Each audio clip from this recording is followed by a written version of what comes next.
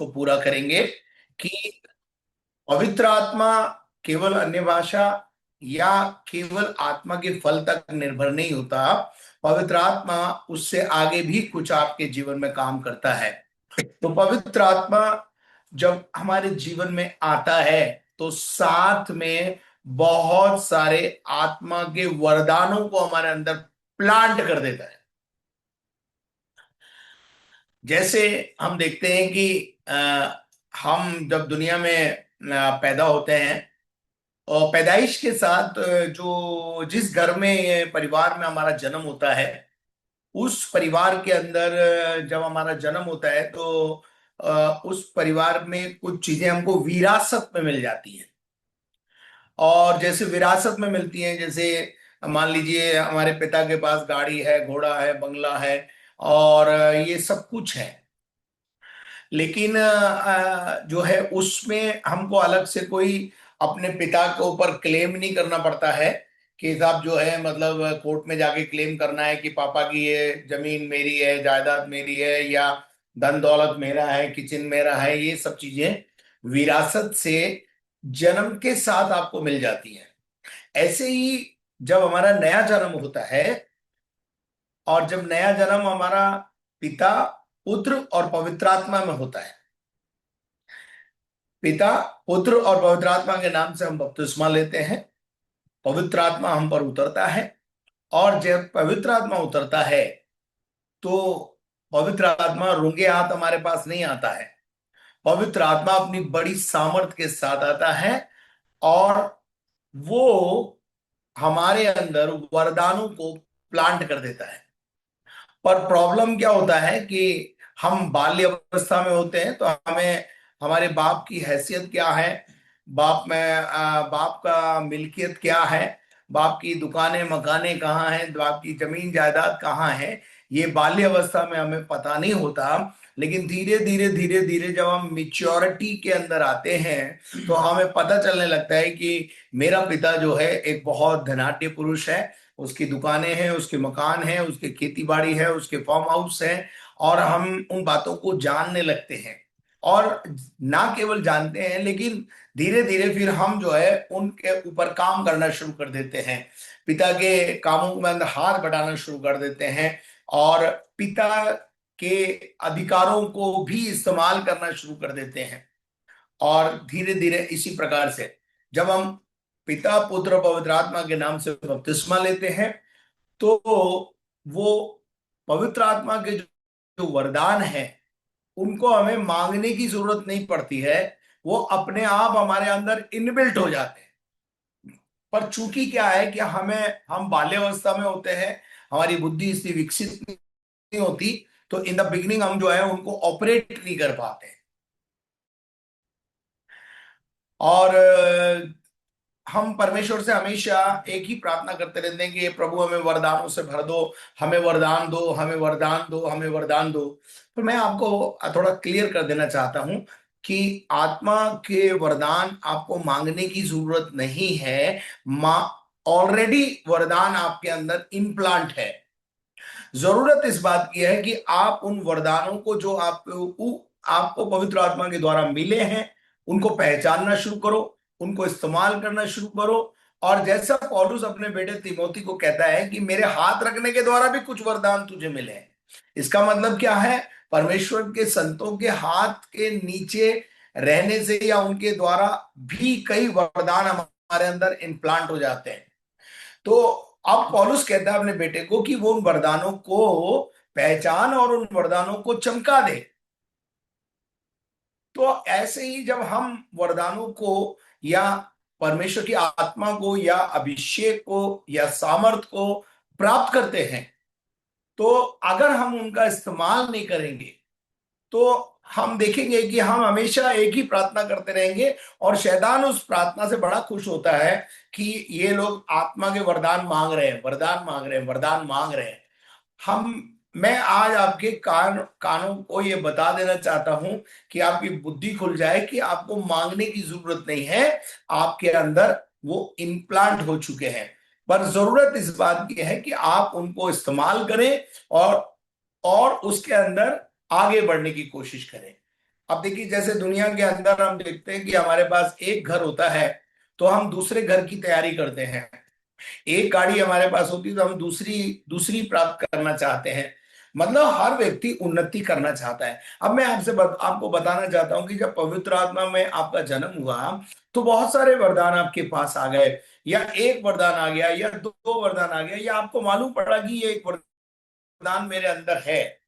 तो उस वरदान को तो इस्तेमाल करना शुरू कीजिए, पर और वरदानों की खोज में भी लगे रहिए, ताकि और वरदान हमको मिले। परमेश्वर केवल आपको एक ही वरदान नहीं दे करके, भाई आत्मा का एक वरदान दे दिया हमने, तू बस अन्य भाषा बोल मस्त रहे। नहीं नहीं नहीं। आत्मा के वरदान जब हमारे जीवन में आते हैं तो बहुत सारे चीजों को करने की सामर्थ्य हमको देते हैं। अगर आप समझ रहे हैं तो बहुत अच्छी बात है। पहला कुरिन्थियों 14वां अध्याय और पहला कुरिन्थियों 12वां अध्याय उसका पहला पद पढ़ो, और उसके बाद 14वां अध्याय उसका पहला पद पढ़ो। पहला कुरिन्थियों 12वां अध्याय, वरदान तो कई प्रकार के हैं। एक आयत पढ़ो, 12 का 1। हे भाइयों, मैं नहीं चाहता हूं कि तुम आत्मिक वरदान के विषय में अनजान रहो। हाँ, देखिए पौलुस कितनी बढ़िया बात बोलता है कि हम नहीं चाहते हैं कि आप उन आत्मिक वरदानों को जो आपके अंदर हैं उनके विषय में आप अज्ञात रहो।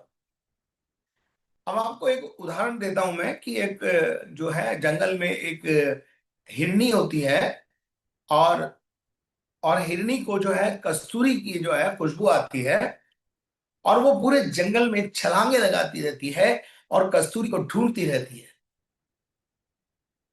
लेकिन उसको ये नहीं पता होता है कि कस्तूरी उसी की नाभि में बसी हुई। ऐसे ही हमारा जीवन भी है। हम समझ ही नहीं पाते हैं कि हमारे अंदर जो पवित्र आत्मा उतरा है, या पेंतिकोस्त के दिन जो अनुभव, जैसा अनुभव हमको भी हुआ है, तो वो केवल केवल एक अन्य भाषा बोलने के लिए नहीं हुआ है। उसके साथ और कुछ भी हुआ है। उसके साथ जैसे अभी प्रभु के दास बता रहे थे कि प्रार्थना का जीवन हो गया, जीवन बदल गया, स्वभाव बदल गया, चरित्र बदल गया, व्यवहार बदल गया। ऐसे बहुत सारी बातें होती है।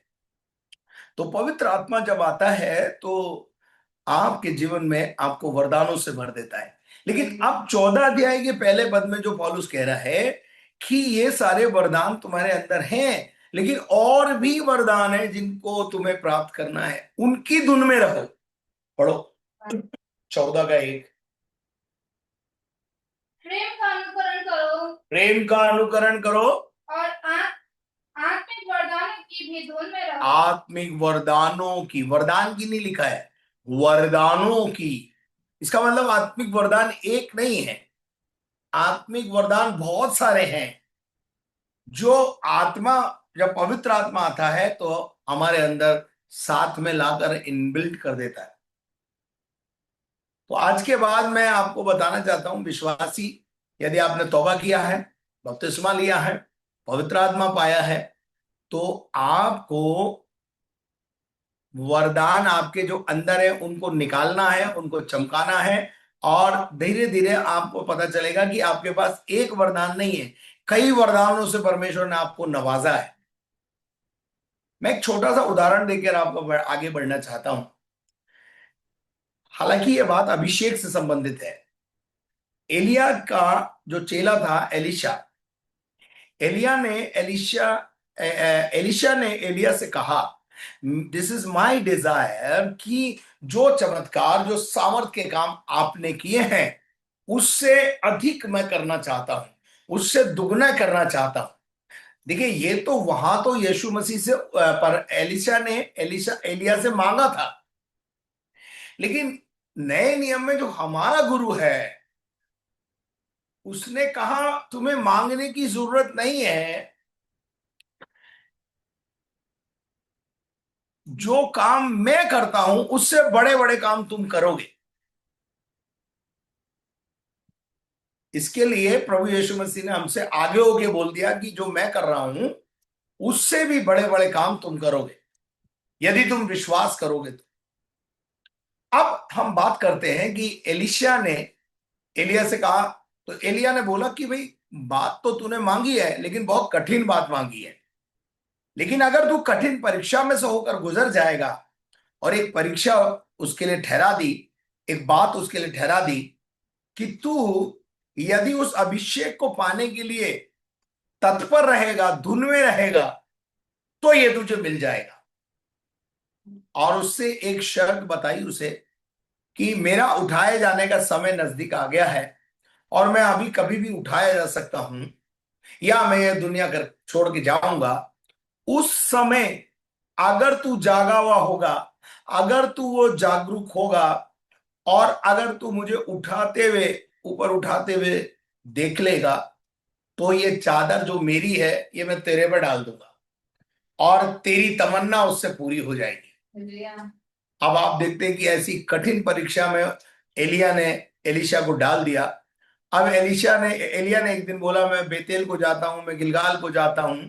और एलिशा ने कहा, तेरे जीवन की शपथ, मैं तुझे छोड़ूंगा नहीं, मैं तुझे जाने नहीं दूंगा। अगर तू जाएगा तो मैं तेरे साथ साथ चलूंगा। और रात और दिन उसका पीछा किया। आप सोचते हो वरदान रूंगे में आ जाते हैं, आप सोचते हो अभिषेक रूंगे में मिल जाता है। ऐसा नहीं है। आप देखते हैं हम उसके बाद पुराने नियम में उस वरदान को, उस अभिषेक को पाने के लिए एलिशा ने कितनी कठिन परिश्रम में से होकर गुजरा। रातों जागा होगा, रातों जागा होगा। और जागने के बाद एक समय ऐसा आया जब जैसे ही एलिया उठाया जाने लगा, एलिशा के अलर्टनेस के कारण तुरंत वो जोर से चिल्लाया और बोला, हे गुरु।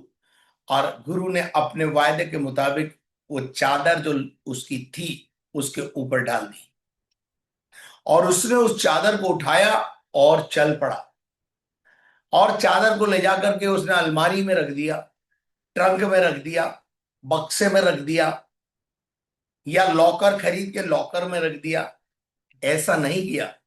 रास्ते में ही जब यरदन नदी आई, तो उसे याद आया कि इस यरदन नदी को ऊपर मैं इस चद्दर को मारूं और मैं टेस्ट करूं, मैं जानूं, जय मैं देखूं तो सही कि ये चादर काम कर रही है कि नहीं कर रही है, अभिषेक काम कर रहा है कि नहीं कर रहा है। और उसने जैसे ही यरदन नदी में मारी, यरदन नदी दो भाग में बट गई। अब मैं आपको ये बात बोलना चाहता हूं, आपने अगर नया जन्म पाया है, आप बीमार को ढूंढिए और बीमार पर हाथ रख के प्रार्थना कीजिए। दुष्ट आत्मा से ग्रसित व्यक्ति को ढूंढिए, उसके लिए बंधन टूटने के लिए प्रार्थना कीजिए। कोई कोई समस्या लेकर आपके पास आया है, आप उसके लिए प्रार्थना कीजिए, हाथ रखिए उस पर और प्रार्थना कीजिए उसके लिए। धीरे धीरे क्या होगा मालूम है, जब आपकी द्वारा बोला हुआ वचन पूरा होने लगेगा, आपको समझ में आने लगेगा कि मेरे पास कौन सा वरदान अंदर मेरे है। इसलिए पौलुस कहता है कि एक ही वरदान पाके सेटिस्फाइड मत हो। अब मान लीजिए आपके पास चंगाई का वरदान है, तो प्रभु से बोलो, प्रभु दुष्टात्मा निकालने का भी, छुटकारे का भी वरदान मेरे जीवन में तू या है तो उसको पावरफुल बना दे। तो इस प्रकार से धीरे धीरे धीरे धीरे आप देखेंगे कि आप जो है एक सामर्थ्य व्यक्ति के रूप में उभर के आ जाएंगे। और ये सब जो काम करने वाला है, ये एक ही आत्मा है जिसको हम पवित्र आत्मा बोलते हैं, जिसके बारे में आप 10-12 दिन से यहां पर सीख रहे हैं। अगर आप पहला कुरिन्थियों 12वां अध्याय पढ़ेंगे 8 पद को पढ़िया, पहला कुरिन्थियों 12:8। क्योंकि एक को आत्मा के द्वारा एक व्यक्ति को आत्मा के द्वारा बुद्धि की बातें दी जाती हैं, और दूसरे को उसी आत्मा के द्वारा ज्ञान की बातें बोलने का वरदान मिल जाता है।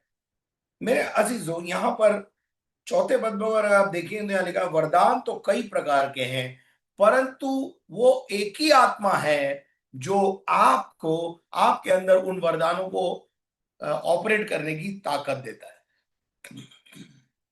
आत्मा एक ही है, वरदान अनेक है, कई प्रकार के वरदान है। तो आइए हम चलते हैं कि हम उन वरदानों की ओर थोड़ा ध्यान दें। तो मैं आपको बताना चाहता हूं, मैं इसको तीन भागों में हमने इसको बांटा है। और पहला है प्रकाशन का वरदान, जिसको बोलते हैं मानसिक वरदान। अगर आप लिख रहे हैं, देख रहे हैं, तो यहां पर अपन देखते हैं कि यहां पर, अब यहां पर अगर अपन देखते हैं, यहां पे लिखा हुआ है बुद्धि का वरदान, बुद्धि की बात है। पवित्र आत्मा पाया हुआ व्यक्ति जो है वो बुद्धि की बातें करता है। बुद्धि की बातें करता है, इसका मतलब ये नहीं कि जो क्लास में पढ़ रहा है स्टूडेंट और वो 90% 95% ला रहा है, तो इसका मतलब वो पवित्र आत्मा की सामर्थ है। वो हो सकता है पवित्र आत्मा की सामर्थ हो, मैं उसको डिनाई नहीं करता हूं। लेकिन एक अन्य जाति जो पवित्र आत्मा को जानता नहीं है, लेकिन 100 में से 100 नंबर लेकर आता है, ये यहां पर इस बुद्धि की बात नहीं हो रही है। समझने की कोशिश करना, मैं इसलिए बता रहा हूं आपको। ये जो बुद्धि, क्या बुद्धि का आत्मा है, बुद्धि का, बुद्धि के वचन बोलने की ताकत परमेश्वर आपको जो देता है, उसका मतलब यह है, ये एक अलौकिक प्रकाशन है। अलौकिक का मतलब होता है डिवाइन, दिव्य। यहां पर लिखा हुआ है अथवा दिव्य इच्छा के अभिप्राय में, अंतर्दृष्टि में किसी प्रकार की ठहरने उठने वाली समस्या का समाधान। देखिए कई बार क्या होता है, आपने बहुत सारी कहानियां राजाओं की किताब में पढ़ी होगी, और दानियल की किताब में हम देखते हैं कि राजा ने एक सपना देखा। अब राजा जो है वो क्या कह रहा है कि ना तो मैं सपना बताऊंगा, और ना सपने, मतलब सपना भी तुम बताओ और सपने का अर्थ भी बताओ, लो बोलो कर लो ऐसी बात। अब अगर ये वरदान, बुद्धि का प्रकाशन देने वाला वरदान, अंतर आत्मा से, अंतर्दृष्टि से अगर इन समस्याओं का समाधान ना हो, यूसुफ के जमाने में भी ऐसा हुआ है, और यहां पर भी हम दानियल की किताब में भी देखते हैं, और कई राजाओं ने भी ऐसा किया है कि परमेश्वर के दासों से पूछा है तुम बताओ मुझे, और परमेश्वर के दास अपनी दिव्य अलौकिक बुद्धि का इस्तेमाल करके, आप राजाओं की किताब में पढ़ेंगे तो नबी ऐसे हुआ करते थे, वरदान उनके पास ऐसा होता था कि वो आपकी दुश्मन किधर से आएगा, कहां पे ठहरा हुआ है, वो भी बता देते थे। इसको बोलते हैं बुद्धि का आत्मा। यह बुद्धि का आत्मा ऐसा बुद्धि का आत्मा होता है, जैसे मैं एक उदाहरण आपको देता हूं कि एक राजा था, दूसरा राजा 7वें अध्याय के अंदर शायद इसका जिक्र है, कि एलिशा को एक ऐसा दिव्य सामर्थ मिली हुई थी कि जो कुछ दुश्मन के खेमे में होता था वो उसको पता चल जाता था। दो उसको क्या कर जाता था, पता चल जाता था। और वो पता जब चल जाता था तो वो पूछते थे कि भैया ये कैसे हो गया, ये कैसे मालूम पड़ा, कौन, हाँ, वो वाले राजा जो होते थे वो घबरा जाते थे और पूछते थे कि ऐसा तो नहीं है कि हमारा कोई जो है जासूस उधर है। लेकिन वहां लिखा हुआ है कि वो ये बताते हैं कि नहीं नहीं नहीं, वहां पर एक भक्त है एलिशा, जो तू शयन कक्ष में सोचता है वो भी उसे पता चल जाता है। तो ऐसी, अगर ये दूसरा राजा 6 अध्याय में अगर हम देखें, 6 का 12 पढ़ दीजिए, 12 पढ़ दीजिए।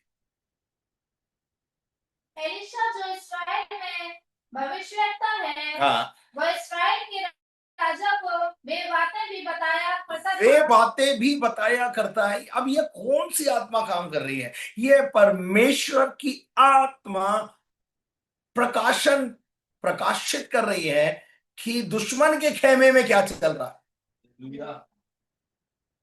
इसको बोलते हैं बुद्धि का आत्मा।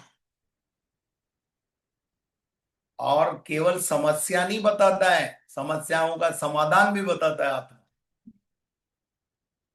समस्या बता के छोड़ नहीं देता है। यूसुफ ने केवल ये बता दिया, सपना देखा है जी आपने, आपका 7 साल का ऐसा होगा और वैसा होगा, और जाओ तुम जानो तुम्हारा काम जाने, ऐसा नहीं। उसने बोला बचाव का तरीका भी बता दिया। क्या? और उसी वजह से उस बुद्धि का आत्मा, दानियल में भी बुद्धि का आत्मा, ईश्वरों का आत्मा ऐसा लिखा है वहां पर, लेकिन वहां बुद्धि का आत्मा है। और वो केवल समस्या नहीं बताते थे, समस्याओं का समाधान भी बताते थे। अगर हम आ, पहला राजा 3 अध्याय उसके 16 पद से पढ़ें, तो वहां मैं संक्षिप्त में आपको बता देना चाहता हूं। सुलेमान ने परमेश्वर से बुद्धि मांगी। परमेश्वर ने उससे कहा मांग जो तुझे मांगना है, मैं तुझे दूंगा। लेकिन सुलेमान ने और कुछ नहीं मांगा, केवल प्रभु मुझे बुद्धि दे कि मैं तेरी प्रजा को संभाल सकूं। और उस बुद्धि का प्रकाशन उसके पास ऐसा आया कि अगर 16 से आप पढ़ेंगे तो दो दो वेश्याएं राजा के पास खड़ी हो गई और एक बेटे को लेके खड़ी हो गई। एक कहती है मेरा है, एक कहती है मेरा है। उस समय दो बस आप घर पे पढ़ लेना है, इसको टाइम नहीं है इतना, आप पढ़ लेना इसको, लेकिन आपको पता चलेगा इससे कि बुद्धि का आत्मा, ऐसा न्याय उसने बुद्धि से प्रकट किया कि लोगों ने दांतों तले उंगली दबा ली। वेश्या। अगर परमेश्वर की पवित्र आत्मा आपके पास होगी और उसका बुद्धि का वरदान आपको मिला हुआ होगा, आप रेवलेशन पर रेवलेशन प्राप्त करेंगे। प्रकाशनों से परमेश्वर आपको भर देगा, आने वाली घटनाओं के बारे में बताएगा। अगर देखिए मत्ती 2:20 में लिखा हुआ है कि मत्ती 2:20 में लिखा हुआ है कि उठ, बालक और उसकी माता को लेकर इस्राएल देश में चला जा, क्योंकि जो बालक का प्राण लेना चाहता था वो मर गया है। कौन प्रकट कर रहा है? ये स्वर्गदूत बोल रहा है, लेकिन वो से ये बता रहा है कि वो मर चुका है। लूका का 22 अध्याय उसके 10 पद से 12 पद तक जब हम पढ़ते हैं, तो वहां यीशु मसीह ने अपने चेलों से कहा कि नगर में जाओ और जो एक व्यक्ति तुम्हें घड़ा लेकर जाता हुआ दिखाई देगा। आप देखिए कहां है यीशु मसीह और कहां गांव की बात कर रहा है, कहां की बात कर रहा है, कहां के बारे में बता रहा है। यानी इसका मतलब क्या है? उसकी दृष्टि, जो केवल आइस की दृष्टि तो हमारी है, 200 मीटर देख लेगी, 500 मीटर देख लेगी, लेकिन अंदर की आंखें, अंदर की आंखें क्या देख रही है कि उस नगर में एक घड़ा लेकर जाने वाला व्यक्ति दिखाई दे रहा है। वेश्या। आप सोचो, परमेश्वर आपको ऐसा बुद्धिमान बना देगा जब पवित्र आत्मा की बातें आप मानने लगोगे, पवित्र आत्मा की अधीनता में रहना शुरू करोगे, पवित्र आत्मा आपके अंदर भेदों को प्रकट करना लगेगा कि उस गांव में, उस शहर के अंदर ये हो रहा है, और आपको बताना शुरू करेगा। और कितना प्यारा, क्या कितनी प्यारी बात है कि उसने कहा कि जाना, तुम जैसे ही निकलोगे वहां एक मनुष्य मिलेगा और उस मनुष्य को तुम ये कहना कि वो अटारी कहाँ है, और वो व्यक्ति तुम्हें सीधा एक व्यक्ति के पास लाके पहुंचा देगा जहां उसने मेरे लिए अटारी तैयार की है। अब इसको आप क्या बोलोगे? अंतर्दृष्टि तो बोलोगे। आपको होने वाली बातें, दूसरे शहर में होने वाली घटनाओं के बारे में आपको इस शहर में रख करके बता देगा। इसको बोलते हैं पवित्र आत्मा। कि जो पास्टर बीजू तंगाचन को परमेश्वर दिल्ली में रख के सिखा रहा है, वही परमेश्वर अजमेर में रहकर पास्टर राजेंद्र डेविड को सिखा रहा है, वही परमेश्वर बॉम्बे में किसी प्रभु के दास से बात करके वही बात सिखा रहा है। एक ही आत्मा है और अलग अलग हम जगहों पर है, लेकिन बात एक ही सिखा रहा है। इसको बोलते हैं बुद्धि का आत्मा और दिव्य बुद्धि। उसके बाद हम देखते हैं कि यूहन्ना के 4 अध्याय के 16 से 19 पद तक जब हम पढ़ते हैं तो पनघट पर एक औरत मिलती है। पनघट की कहानी आपको सबको पता है, मैं वहां आपको ज्यादा नहीं बताऊंगा। पनघट पर यीशु मसीह ने जब वार्तालाप खत्म हुआ तो यीशु मसीह ने उस औरत से कहा जा अपने पति को बुला ला, जा अपने पति को बुला ला। जैसे ही यीशु मसीह ने उसकी दुखती रग पर उंगली रख दी और वो औरत बोली मैं तो बिना पति के हूं, तब यीशु मसीह ने क्या कहा? तू 5 पति कर चुकी है। तू ठीक कहती है कि तू बिना पति के है, क्योंकि तू 5 पति कर चुकी है, और जिसके साथ तू अभी रह रही है उसके साथ भी तेरा मन अभी भी लगा हुआ नहीं। ये अलौकिक बातें, बीती हुई घटनाएं कौन बताएगा? पवित्र आत्मा आपको बताएगा, लोगों के बारे में बताएगा। आपको पता है परमेश्वर के वचन में एक बहुत अच्छी बात लिखी है कि आत्मिक जन सब कुछ जांच लेता है परंतु खुद जांचा नहीं जाता। मरकुस 13 अध्याय उसके 11 पद में लिखा हुआ है कि जब लोग तुम्हें अदालत में ले जाकर खड़ा करें तो पहले से मत सोचना, क्योंकि बुद्धि का आत्मा तुम्हें उसी समय बुद्धि देगा कि तुम्हें बोलना क्या है। तो पवित्र आत्मा जो है वो केवल अन्य भाषा या वरदानों तक सीमित नहीं है। बुद्धि का आत्मा, प्रकाशनों का आत्मा, बीती हुई घटनाओं को और होने वाली घटनाओं को बताने वाला बुद्धि परमेश्वर आपको देगा। ऐसी बुद्धि से नवाजेगा आपको, शार्प बुद्धि कर देगा आपकी कि राजा लोग भी दांतों तले उंगली दबा के बोलेंगे यार ये हो क्या गया। आपको पता है शद्रक, मेशक, अबेदनगो और दानियल, इनमें यहोवा का आत्मा रहता था, इसलिए ये सारे बातों को प्रकट कर देते थे। दानियल सपनों का अर्थ बता देता था। तो ये इसको बोलते हैं बुद्धि का आत्मा। बहुत सारी और बातें हैं जिनको आप समझ सकते हैं कि हम क्या क्या समझे। ठीक है, अगर आप प्रेरितों के काम 26 अध्याय उसके 16 पद में पढ़ते हैं तो वहां लिखा है, परंतु तू उठ, अपने पांवों पे खड़ा हो, क्योंकि मैंने तुझे दर्शन दिया है कि तुझे इन बातों का सेवक और गवाह ठहराऊं जो तूने देखी है, और जिन उनका भाग भी तुझे मैं दर्शन में दूंगा। तो यहां हम देखते हैं कि परमेश्वर यहां इस यात्रा में जोखिम ही जोखिम है, लेकिन पौलुस निश्चिंत है क्योंकि उसने दर्शन देख लिया है। पौलुस को पता है कुछ नहीं होगा, मुझे अग्रिप्पा राजा के सामने खड़ा होना है, मेरा कोई नुकसान नहीं होगा। 27वें अध्याय में वो कहता है भैया उपवास बंद करो और खाना खा लो, क्योंकि मेरे को तो परमेश्वर ने बता दिया है कि मैं परमेश्वर के राजा के सामने खड़ा होऊंगा, मैं मरने वाला नहीं हूं। 28 अध्याय में जो है वो टापू पे उतरे और वहां पर हम देखते हैं कि वहां जो है सांप उसके हाथ पे लिपट गया। लोग बोल रहे हैं यार देवता है, और कुछ देर के बाद बोल रहे हैं ये देखो ये इतना बदमाश आदमी है। प्रभु ने उसको वहां से भी बचा दिया, उसके हाथ में सूजन नहीं आई। मेरा कहने का मकसद यह है कि परमेश्वर आपको दर्शनों के द्वारा बुद्धि का आत्मा आपके ऊपर सब लोगों के भेदों को भी प्रकट करेगा। अगर आप एक खादिम है खुदा के, तो आपकी कलीसिया में लोगों के मन में क्या चल रहा है वो भी प्रभु आप पर प्रकट करे।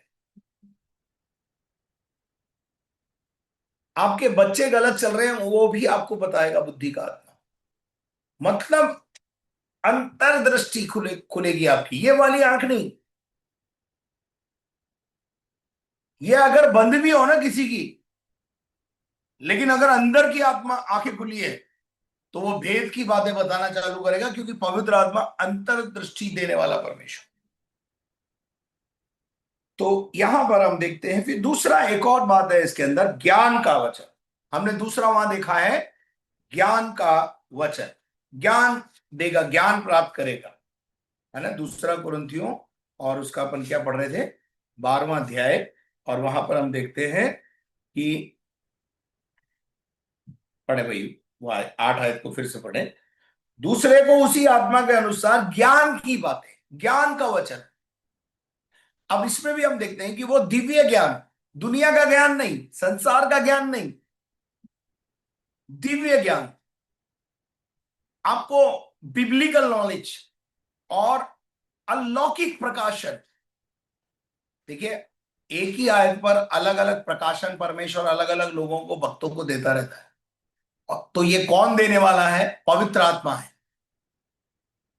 और यहां लिखा है अलौकिक प्रकाशन होता है, अथवा ईश्वर समझ, इच्छा व योजना की अंतर्दृष्टि, एक साथ ही एक दूसरों की योजना और स्वयं मनुष्य नहीं जान सकता। जिन्हें मनुष्य स्वयं नहीं जान सकता, लेकिन आत्मा में होकर जान लेता है। संसारिक ज्ञान से आप इन बातों को नहीं समझ सकते हैं। देखिए आजकल बहुत सारे बाबा हैं जो पर्ची पे लिख के बता देते हैं।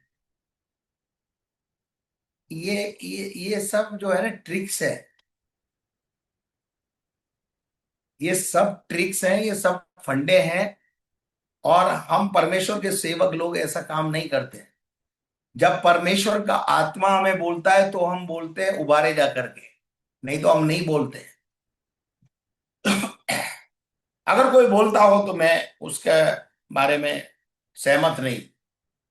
हाँ, पवित्र आत्मा अगर आपको बोलता है तो आप जरूर बोलिए।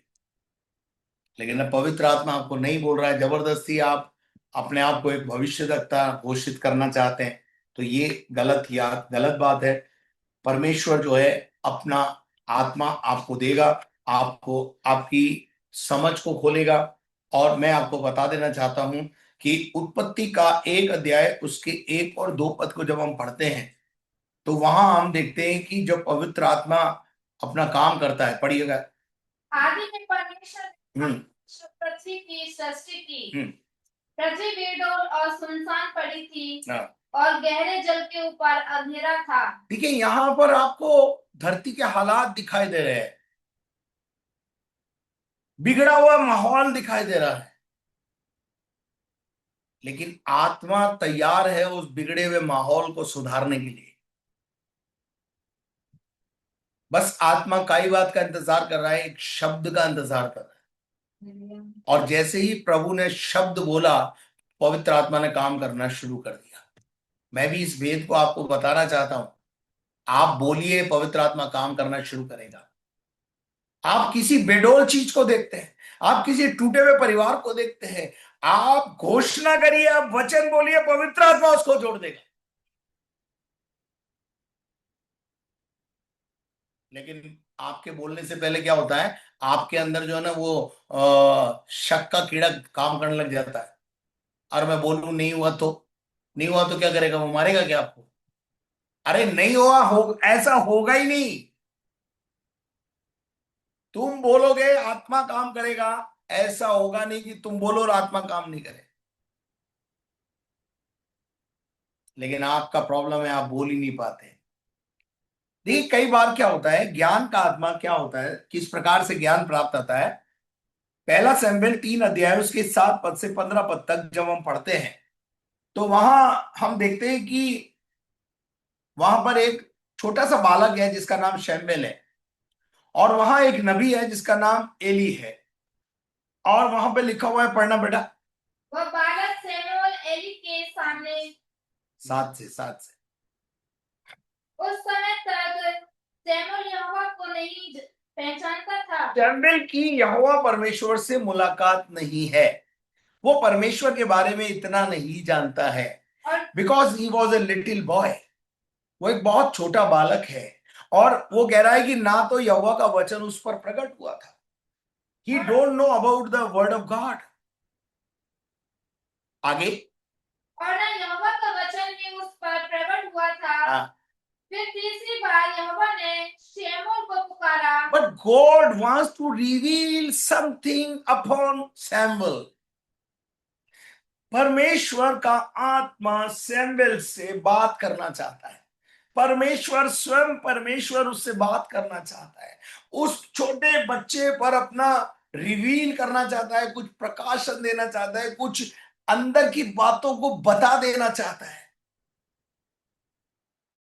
और एली ने फिर जाकर उससे, एली की गाइडेंस मिली, और एली ने कहा अब की आवाज आए तो बोल देना परमेश्वर सुनता है। आगे क्या हुआ? और वह उठ के एली के पास गया। हाँ। और कहा क्या आज्ञा? हाँ। तूने तो मुझे पुकारा है। तब एली ने समझ लिया कि इस बालक को यहोवा ने पुकारा है। हाँ, अब एली को समझ में आ गया कि खुदा बात करना चाह रहा है, और एली ने शमूएल का कनेक्शन परमेश्वर से जोड़ दिया। इसलिए एली ने हाँ। शमूएल से कहा, हाँ। जा लेट रहे, जा लेट जा, और यदि वह तुझे फिर पुकारे। अब की अगर आवाज आए तो क्या कहना? तो तू कहना, हाँ हे यहोवा कह, हाँ क्योंकि तेरा दास सुन रहा है। आगे। तब शमूएल ने अपने स्थान पर जाकर लेट गया। तब यहोवा आ खड़ा हुआ और पहले के समान पुकारा, शमूएल शमूएल। शमूएल ने कहा, कह, क्योंकि तेरा दास सुन रहा है। आगे।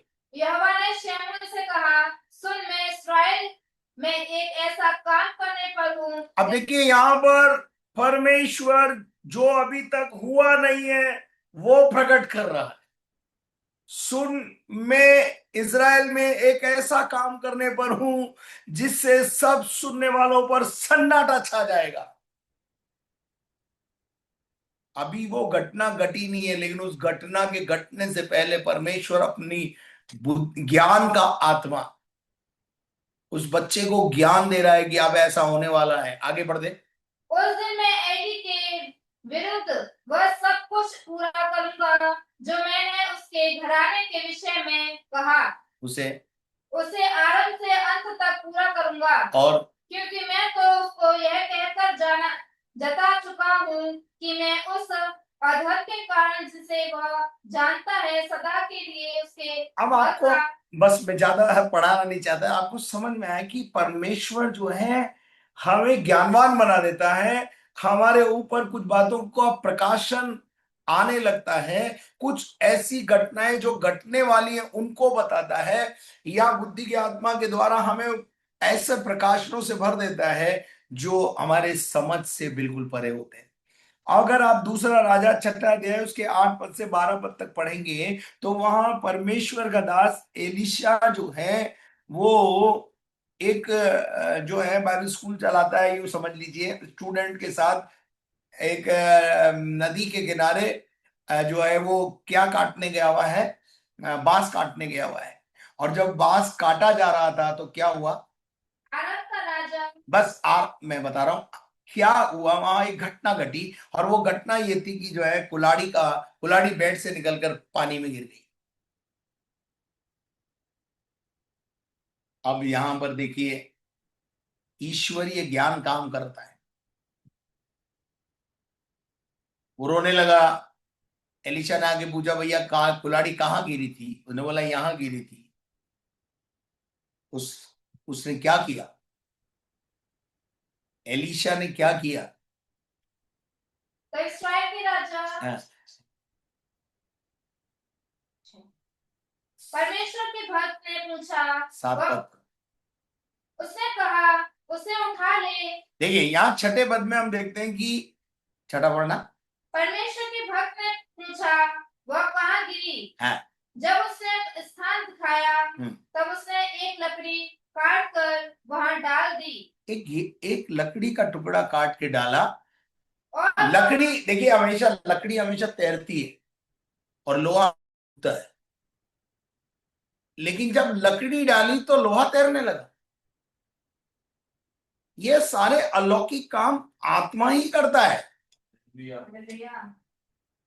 ये सारे अलौकिक काम जो होते हैं जो हमारी समझ से परे हैं, वो प्रकृति के नियमों को बदल देता है। देखिए एक बात आपको यहां पर मैं रुक कर बोलना चाहता हूं। जब मरियम के पास अभिवादन आया कि तेरे एक बेटा उत्पन्न होगा, वो ये कहती है कि भाई मेरे कैसे बेटा होगा, क्योंकि फिजिकल रिलेशनशिप मेरा अभी हुआ नहीं, मेरे पति के साथ मेरा कोई संबंध नहीं है, दूर दूर तक हम एक दूसरे के नजदीक नहीं है, हम एक दूसरे को इतना ज्यादा जानते नहीं है। लेकिन उसी समय स्वर्गदूत ने कहा पवित्र आत्मा तुझ पर आएगा। अब मैं यहां आपको एक बात बता के आगे बढ़ना चाहता हूं कि पवित्र आत्मा जो है वो डिवाइन डिवाइन है और प्रकृति का नियम से बड़ा है। प्रकृति का नियम क्या है? दो चीज मिलेंगी तो तीसरी चीज उत्पन्न होगी। लेकिन पवित्र आत्मा वो है कि बिना मिले कुछ भी करने की ताकत रखता है। इसी को बोलते हैं आत्मा। और पवित्र स्वर्गदूत ने बोला, पवित्र आत्मा तुझ पर साया करेगा और तू उसकी सामर्थ्य से गर्भवती होगी। खत्म बात। अब मेरा मतलब है कि जो प्रकृति का प्रिंसिपल है उसको भी पवित्र आत्मा ने क्या कर दिया? तोड़ दिया। Holi spirit can do each and everything. लेकिन एक बात भी मैं ये भी बता देता हूं कि पवित्र आत्मा वचन के दायरे में रहकर काम करता है, यानी यहोवा परमेश्वर के वचन के दायरे में रह के काम करता है। तो पवित्र आत्मा को यह आज्ञा किसने दी होगी? पवित्र आत्मा को आज्ञा परमेश्वर ने दी कि कुंवारी गर्भवती होगी। इसका मतलब पहले से प्लानिंग था। तो परमेश्वर की इच्छा के विपरीत पवित्र आत्मा यहां भी नहीं गया। ये हमें लग रहा है कि ये सिद्धांत टूट गया, लेकिन पवित्र आत्मा परमेश्वर की आज्ञा के बिना और दायरे में रहकर काम करता है। तो हम यहां पर देखते हैं कि ज्ञान का आत्मा, और ऐसी ज्ञान से परमेश्वर हमको भर देता है जिसकी कोई सीमा नहीं होती। हालेलुया। और भी बहुत सारे उदाहरण हैं। अब मैं और थोड़ा सा आपके साथ आगे आपको ले जाना चाहता हूं कि एक पीड़ितों के काम 5 अध्याय उसके 3 और 4 पद को जब आप पढ़ते हैं तो वहां हम देखते हैं कि एक घटना वहां पर घटी है। वहां पर एक एक जोड़ा है जिसका नाम है हनन्याह और सफीरा। हनन्याह और सफीरा ने जमीन बेच दी और जमीन के बिके हुए भाग में से कुछ भाग ला करके उन्होंने पतरस और यूहन्ना के चरणों में लाकर डाल दिया। अब देखिए यहां पर जब इस आयत को पढ़ते 3 पद को, तो पतरस जो है पवित्र आत्मा की अंतर्दृष्टि से, उस ज्ञान से जो पवित्र आत्मा ने उसको दिया है, उस बुद्धि से जो पवित्र आत्मा ने उसको दी है, उससे भरकर बात कर रहा है। अगर वो बुद्धि और ज्ञान का आत्मा, परख परख का आत्मा इसके पास नहीं होता, ये कभी हनन्याह को पकड़ नहीं सकता था, ये कभी हनन्याह को टोक नहीं सकता था, क्योंकि वो एक इंसान है। पतरस भी एक इंसान है। लेकिन पतरस ने एक सवाल दाग दिया, और वो सवाल क्या था?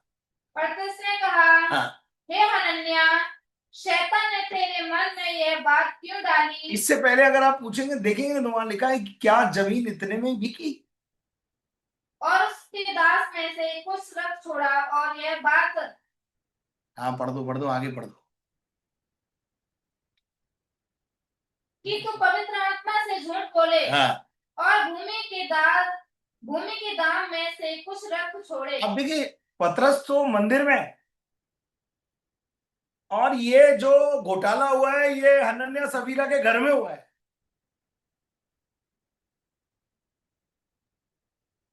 और दोनों एका करके, एक मन होकर के पतरस के पास पहले हनन्याह आ गया। हनन्याह को कैसे मालूम पड़ा? इसको बोलते हैं बुद्धि का आत्मा, ज्ञान का आत्मा। इसको बोलते हैं पवित्र आत्मा पाया हुआ व्यक्ति। जब आप भी पवित्र आत्मा से भरकर काम करोगे तो ऐसे ही बातें करोगे। लोग आपसे डरेंगे। इस संडे मेरी कलीसिया में किसी ने गवाही दी, और उसने अंत में एक ही बात बोल के चला गया वो भाई, कि भैया ये पादरी से बच के रहना। क्यों बच के रहना? रात को 2 बजे भी पवित्र आत्मा मुझे उठा के बोलता है कि यहाँ चला जा, यहाँ गड़बड़ चल रहा है।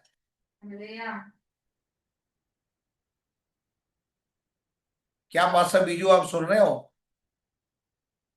पवित्र आत्मा ने एक दिन रात को मेरे को बोला, उठ 1:30 पौने 2 बजे, 1:30 बजे उठ और फलाने घर में चला जा।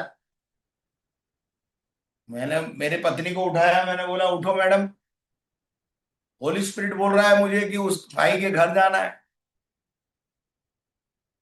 और आपको मैं यकीन दिलाता हूं, मुझे अगर पवित्र आत्मा उठा के नहीं लेके जाता तो उस भाई की लाइफ में कभी यू टर्न नहीं आता।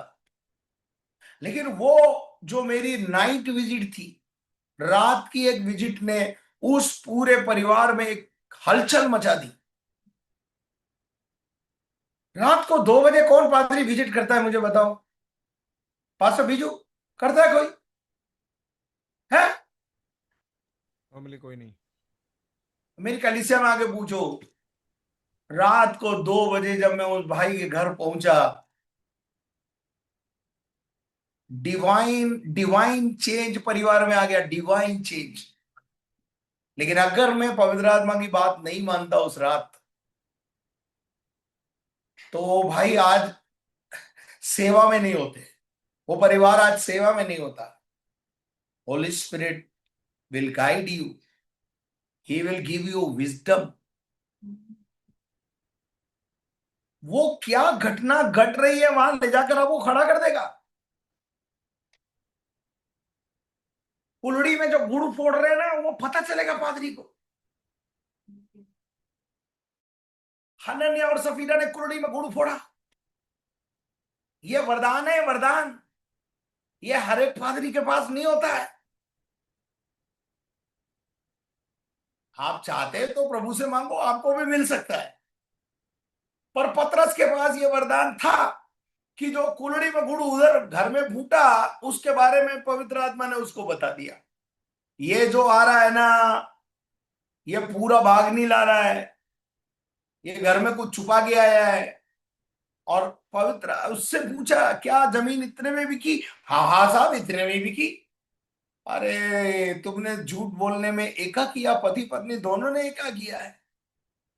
उसी समय प्राण चले गए, उसी समय। परमेश्वर की आत्मा उन घटनाओं के बारे में भी बताती है जो आपके घर में घट रही है। यह है ज्ञान का आत्मा। जान लेना, ज्ञान मतलब जान लेना कि घटना क्या घट रही है वहां। उन घटनाओं के बारे में अब मैं आपको बता रहा था। तो यहां पर अपन देखते हैं कि 21 अध्याय के 10 और 11 पद को पढ़ दीजिए जरा। मैं एक दूसरे जगह से आपको, इसको बोलते हैं दिव्य ज्ञान। इसको ज्ञान नहीं बोलते हैं, ये दुनिया का ज्ञान नहीं है, ये दिव्य ज्ञान है। उसने हाँ उसने हमारे पास आकर हाँ पौलुस का कटिबंध लिया और अपने हाथ पांव बांधकर कहा, पवित्र आत्मा ये कहता है कि पवित्र आत्मा ये कहता है कि इसका यह प्रतिबंध है, ये पटु का जिस व्यक्ति का है, उसको यरूशलेम में यहूदी इसी रीति से बांधेंगे, उसको यरूशलेम में यहूदी इसी रीति से बांधेंगे और अन्य जातियों के हाथ में क्या कर दिया जाएगा? वो सौंप दिया जाएगा।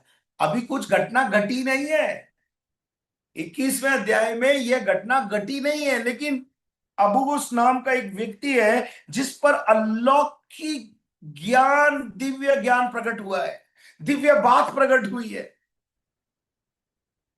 और उसके बाद वो घटना घट गई। आगे हम देखते हैं इसी इसी के अंदर आत्माओं की परख आगे लिखा हुआ है, जरा देखेंगे उसको।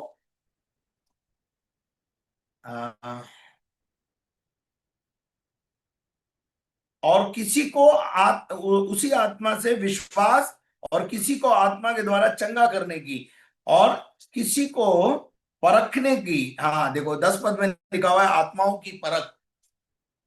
परख का आत्मा प्रभु आपको देगा। ये व्यक्ति सही है या गलत है, इसको जांचने के लिए पवित्र आत्मा आपकी मदद करेगा। यह एक अलौकिक प्रकाशन है, आत्माओं की परख करना। जैसा मैंने बताया कि आत्मिक व्यक्ति खुद जांचा नहीं जाता, परंतु सबको जांच लेता है। यहां लिखा है अलौकिक प्रकाशन होता है। ये अलौकिक का मतलब है दिव्य प्रकाशन है। आत्माओं के संसार में प्रति अंतर्दृष्टि, अंतर्दृष्टि का मतलब है आप अपनी अंदरूनी आंखों से उन चीजों को होते हुए या आपके सामने परमेश्वर प्रकट करेगा, ताकि उन्हें उनकी योजना को तोड़ सके। शैतान जो योजनाएं आपके और आपके विरोध में बनाएगा, पवित्र आत्मा उसको आपके ऊपर प्रकट कर देगा। आपको पता है, मैंने शुरू में बताया कि यीशु मसीह को लेकर के उसने बोला कि यीशु मसीह को लेकर के मिस्र में चला जा, क्योंकि अब जो राजा इसको मारना चाहता था वो मर गया है। तो ये क्या था? अलौकिक बात थी ना, जो उनको नहीं पता चल सकती थी, लेकिन पवित्र आत्मा ने उन पर प्रकट की। ऐसी जो आत्माओं की परख का मामला है, वो उनकी योजनाओं को तोड़ सके और उनके मन की बातों को पढ़ सके। दुश्मन कहां से आएगा?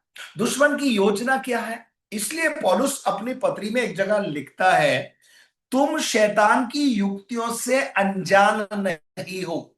एक आत्मा पाया हुआ व्यक्ति शैतान की हर चाल से वाकिफ होता है। मैं अपनी कलीसिया में लोगों को एक बात बोलता हूं, शैतान चलेगा डल्ली डल्ली, हम चलेंगे पत्ते पत्ते। शैतान किधर से आएगा, क्या करेगा? If we are a man of god, पवित्र आत्मा आप पर प्रकट कर देगा। मेरे साथ कई बार ऐसी घटनाएं घटी जब विरोधी लोग आ गए और पवित्र आत्मा ने मुझे बोला, उठ भाग ले यहां से, उठ निकल जाए यहां से, चला जाए यहां से। और मैं चला गया और प्रशासन और लोग मुझे ढूंढते रहे। अगर आप जानना चाहते हो तो मेरे पेपर की कटिंग बता सकता हूं आपको। पवित्र आत्मा ने मुझे बोला, उठ के इस शहर को छोड़ दे, तुरंत निकल ले यहां से। और मैं और मेरे साथी पास्टर एंथनी, हम वहां से निकल गए। उसके बाद शहर में हंगामा हो गया, अखबार में आ गया, राजेंद्र डेविड को ढूंढ के लाओ। तो मुझे निकालने वाला कौन? पवित्र आत्मा। और मैं हमेशा एक बात बोलता हूं, जो मैं बोल रहा हूं ना उसको मान लिया करो, क्योंकि मेरे अंदर आत्मा का प्रवास रहता है। मैं मेरी कलीसिया के लोग तो ये बात जानते हैं कि इसकी जुबान पे यीशु बैठा है और अंदर यहूदा का शेर बैठा है, और जो ये बोले वो कर लो, नहीं किया तो नुकसान अपना ही होना है, फायदा तो कुछ होने वाला नहीं है। अजमेर की कलीसिया यानी माउंट करमेल कलीसिया के विश्वासी जो मेरे बहुत नजदीक रहते हैं, वो तो इस बात को भली भांति समझ गए हैं कि इस व्यक्ति में परमेश्वर का आत्मा वास करता है। ये पवित्र आत्मा से भरा हुआ व्यक्ति है, ये आत्मा के चलाए चलता है। और इसीलिए परमेश्वर की आत्मा ने मुझे परख का आत्मा दिया है। मत्ती 9 का 4 अध्याय में लिखा हुआ है, यीशु ने उनके मन की बातें मालूम कर ली। यीशु मसीह उनके मन की बातों को कैसे मालूम कर लेता था? अगर यीशु मसीह उनके मन की बातों को जानता है, तो मैं आपको बोलना चाहता हूं, वही आत्मा, पवित्र आत्मा आपको भी दिया गया है। आप भी लोगों के मन को पढ़ने लगेंगे, आत्माओं की परख आपको मालूम पड़ जाएगी। कौन आदमी कलीसिया में किस मनसा से आ रहा है, आपको परमेश्वर बताने चालू कर देगा। आपके घर में कौन व्यक्ति किस मनसा से आ रहा है, पवित्र आत्मा आप पर रिवील करना चालू कर देगा। आपको एक परख की आत्मा देगा प्रभु जी। आप भले बुरे को बातों को समझने लगेंगे।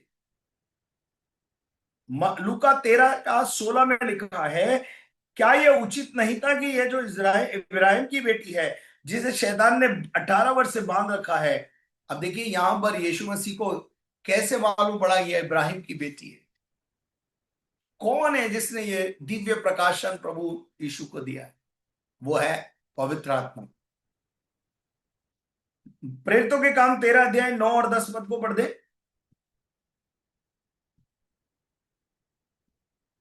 तब शाऊल ने जिसका नाम पौलुस भी है, पवित्र आत्मा से परिपूर्ण हो, उसकी ओर टकटकी लगाकर देखा और कहा। और देखिए यहां पर टकटकी लगाकर एक व्यक्ति को देखा और देखकर उसके बारे में कुछ बोला। जरा क्या बोला, देखा पड़ा? हे सारे कपट और सब चतुराई से भरे हुए शैतान की संतान। क्या बोला भैया? हे सारे कपट से और चतुराई से भरे हुए शैतान की औलाद।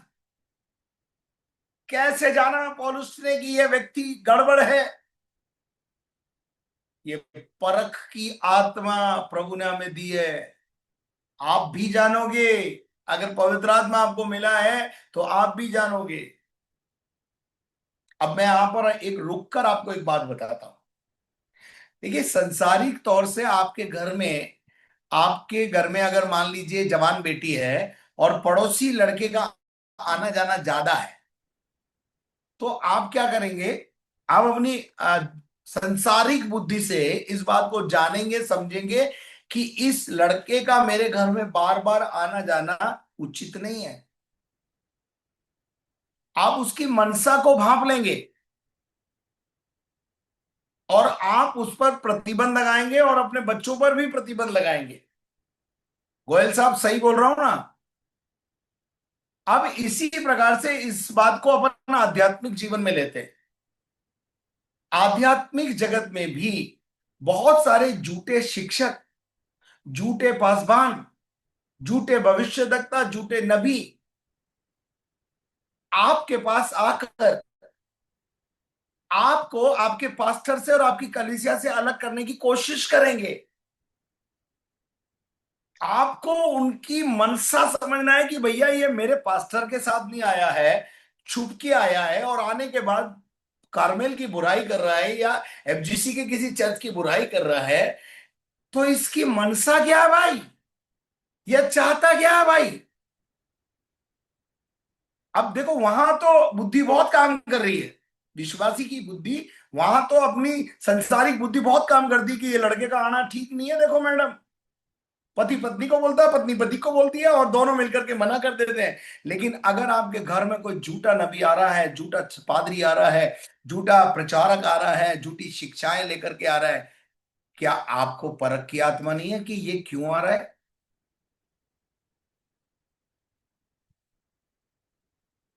ये वरदान में शामिल है आपके साथ। ये जब पवित्र आत्मा आता है तो आपको भले और बुरे के बारे में बताता है, झूठ और सच के बारे में बताता है, पाप और पुण्य के बारे में पवित्र आत्मा आपको सिखाता है, बताता है। तो प्रभु का वचन यहां पर कहता है, सारे कपट और चतुराई से भरे हुए मनुष्य की संतान, सकल धर्म के बैरी, क्या तू प्रभु के सीधे मार्ग को टेढ़ा करता न छोड़ेगा? समझ में आया आपको?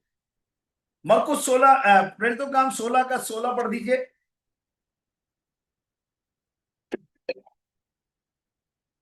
जब हम प्रार्थना करने की जगह जा रहे थे तो हमें एक दासी मिली जिसमें भावी कहने वाली आत्मा थी। भावी कहने वाली, भविष्य बताने वाली आत्मा थी। और भाभी कहने से वो अपने स्वामियों के लिए बहुत कुछ कमा लेती थी। लेकिन वहां आप जानते हैं कि पौलुस ने एक दिन पीछे मुड़ करके देखा और वहां पर बड़ा कार्य हो गया और वहां पर उस औरत को छुटकारा मिला। और उस छुटकारे के बाद क्या हुआ वो मालूम है आपको? पौलुस और सिलास को जेल खाने में जाना पड़ा। अब आप बोलेंगे ये रिजल्ट तो अच्छा नहीं है। रिजल्ट तो बहुत खराब है। एक तो औरत का छुटकारा किया और उसको इस चक्कर में लोगों ने पकड़ के पौलुस और सिलास को जो है जेल खाने में डाल दिया। एक बात जिंदगी में ध्यान रखना, आत्मा जो करे वो अच्छा करे, अच्छा ही करता है। अगर पौलुस और सिलास जेल खाने में नहीं जाते, बैठते नहीं खाते, तो आधी रात को प्रार्थना जेल में नहीं हो रही होती। और अगर जेल में प्रार्थना हो रही थी तो आधी रात को भूकंप कहीं और नहीं आया था, जेल खाने में ही आया था। बहुत पेड़ लगाकर और जेल खाने में जो आया, बाइबल बताती है पौलुस और सिलास के बंधन टूट गए और जेल खाने के जो है नींवें डोल गई और जो है बंद दरवाजे खुल गए। और वहां सबसे बड़ी एक घटना घटी कि दरोगा और उसके परिवार का उद्धार हो गया। तुम कितना बुरा करना चाहो हमारे लिए, हमारे परमेश्वर में इतनी ताकत है कि वो हर बुराई में से भलाई निकाल करके दे देगा। अब आप सोचिए, एक एक औरत में से भूत निकाला, इसका वेजेट जो मिला वो पौलुस को और सिलास को क्या मिला? जेल खाना और बेटे। लेकिन उसके बाद जो रिजल्ट आया वो देखिए आप। वो मकीदुनी पुरुष जो है, जो उसको पुकार रहा था, वो वहां जाकर एक दर्शन की बात पूरी हो गई। तो मेरा कहने का मकसद यह है, पवित्र आत्मा आप पर भविष्य की कुछ बातों को भी प्रकट करेगा, दुष्ट आत्माएं निकालने में आपकी मत। परंतु पहला तिमोथी 4 का 1 से 4 तक अगर अपन पढ़ेंगे तो वहां पर आपको और भी कुछ बातें मालूम पड़ेगी। पढ़ दे जरा बेटा।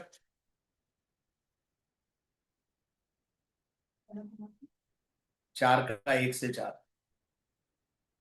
परंतु आत्मा स्पष्ट से कहता है, आत्मा स्पष्ट रूप से कहता है कि आने वाले समयों में कितने लोग भरमाने वाली आत्मा और दुष्ट आत्मा। ये बात आप समझ लीजिए कि भरमाने वाले आएंगे और आपको भरमा देंगे, दुष्ट आत्माओं की शिक्षाओं पर मन लगाने के लिए और विश्वास से आपको बहका देंगे। आगे बढ़ते जल्दी से। यह उन झूठे मनुष्य के कपट के कारण होगा जिनका विवेक मानो जितने हुए जलते हुए लोहे के दागा है आगे, जो विवाह करने में से रोकेंगे और भोजन की कुछ वस्तुओं से भरे रहने की आज्ञा देंगे। अब यहाँ पर आप, मेरा समय खत्म होने जा रहा है, अगर फिर प्रभु मौका देगा तो आपके साथ बात करेंगे। लेकिन आत्मा के वरदान, बुद्धि का आत्मा, ज्ञान का आत्मा, परख का आत्मा, ये सारे वरदान है आपको, और ये वरदान आप में होने चाहिए। अगर आपको ऐसा लगता है ये वरदान नहीं है तो आप इनकी खोज करो। हो सकता है आपके पास एक ही वरदान हो, तो अन्य वरदानों की खोज में रहो, प्रभु जरूर देगा आपको। आप मांगो, मांगने से मिलता है, और जो मिला है उसको चमकाने की कोशिश करो। अब यहां पर देखते हैं 1 कुरिन्थियों 2:15 में क्या लिखा है, जो मैंने आपको केवल कोट करके बताई थी। अब मैं आपको वो कहां लिखा वो भी बता देता हूं, पढ़ो।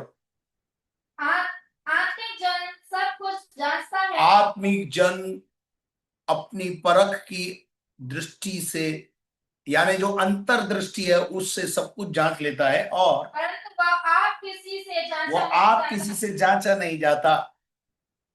1 यूहन्ना 4 अध्याय उसके 1 से 6 पद तक जब हम पढ़ते हैं तो वहां पर आत्माओं के परख के वरदान के विषय में जबरदस्त बातें लिखी। पढ़िए।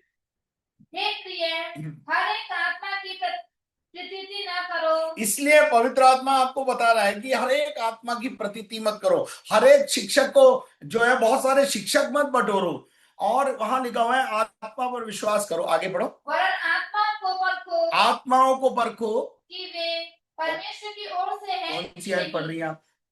कौन सी आयत? आपने क्या डाल रखा है? अच्छा ठीक है, चलो पढ़ो। परमेश्वर की ओर से है या नहीं? आगे से नहीं, क्योंकि बहुत से झूठे भविष्यवक्ता जगत में निकल खड़े हुए हैं। हमको ये परख का आत्मा परमेश्वर ने क्यों दिया है, परख के आत्मा का वरदान क्यों दिया है? इनसे बचने के लिए दिया है। झूठी नबियों से, झूठे भविष्यवक्ताओं से अगर आपको परख की आत्मा नहीं है तो आप फंस जाओगे। और आजकल तो टीवी पर और इस पे यूट्यूब पर इतना झूठ झूठ झूठ फैला रखा है, आप उनके पीछे मत हो लो। आगे बढ़ो।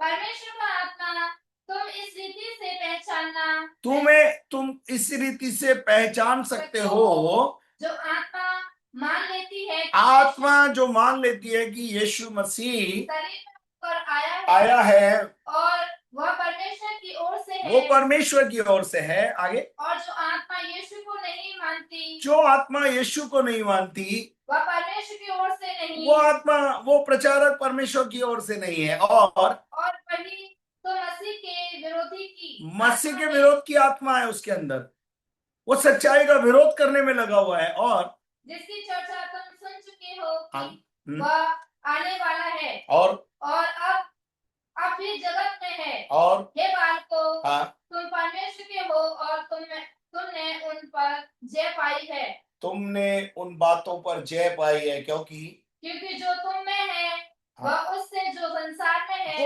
उसमें जो संसार में उसमें उससे बड़ा हमारे अंदर है। 6 तक पढ़ो। वे संसार के हैं, इस कारण वे संसार की बातें बोलते हैं और संसार उनकी सुनते हैं और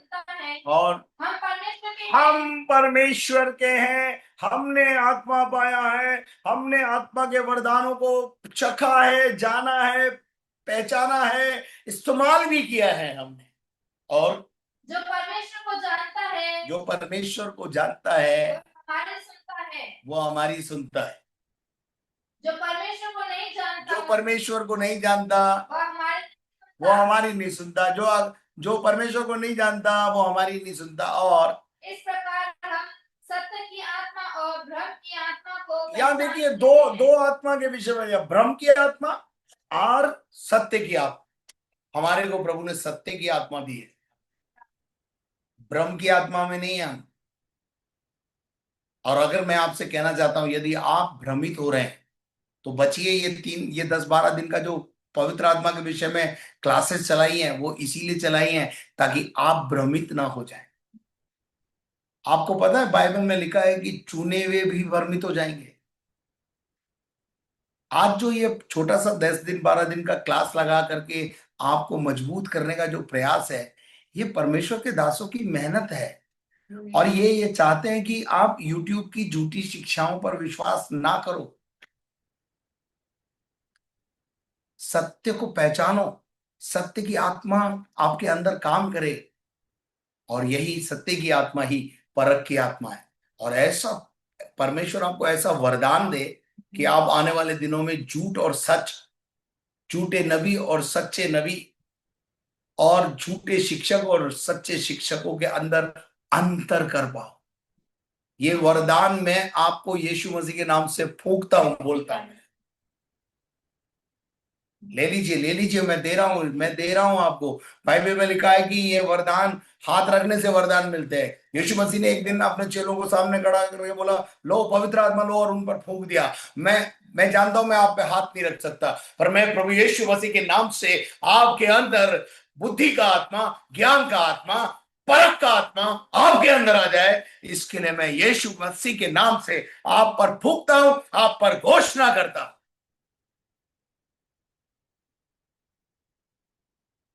आइए अपनी आंखों को बंद करें, मैं दुआ करूं आपके लिए। स्वर्ग दयालु पिता परमेश्वर, अपनी आत्मा के वरदानों से तेरे दास दासियों को भर दे।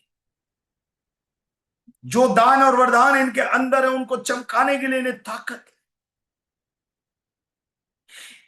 इनके पास परख का आत्मा हो प्रभु, इनके पास बुद्धि और ज्ञान का आत्मा हो परमेश्वर।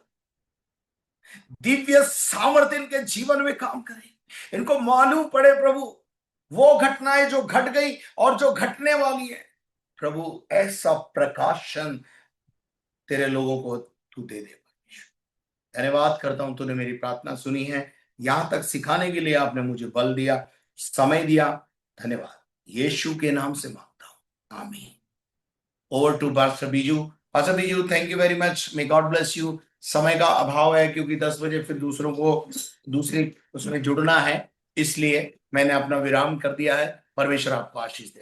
Thank you pastor ji, thank you so much, बहुत अच्छा वचन के लिए।